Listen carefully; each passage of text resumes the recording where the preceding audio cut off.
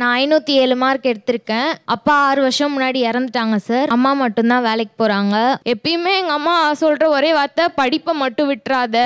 நம்ம கிட்ட காடு இருந்தா எடுத்துக்கிடுவானுவ, ரூவா இருந்தா புடிங்கிடுவானுவ. ஆனா படிப்பை மட்டும் நம்ம கிட்ட இருந்து எடுத்துக்கிடவே முடியாது சிதம்பரம். அந்த வார்த்தையை சொல்றீங்க, படிப்பை மட்டும் விட்டுறாத. எங்க உங்க அம்மாட்ட கொடுங்க. அந்த படிப்பு மட்டும் தான் சார் அவங்களுக்கு துணையா இருக்கும், மற்ற யாரும் அவங்களுக்கு துணையா இருக்க மாட்டாங்க. முன்னால இவ்வளவு ஒற்றை பெற்றோர்கள், சிங்கிள் பேரண்ட் அப்படின்னு சொல்லுவாங்க. இந்த எண்ணிக்கை முன்னால இவ்வளவு இல்ல. இப்ப பாத்தீங்கன்னா பேசல ஒரு 4 பேருக்கு ஒரு பிள்ளைங்க வந்து அப்பா தவறிட்டாங்க.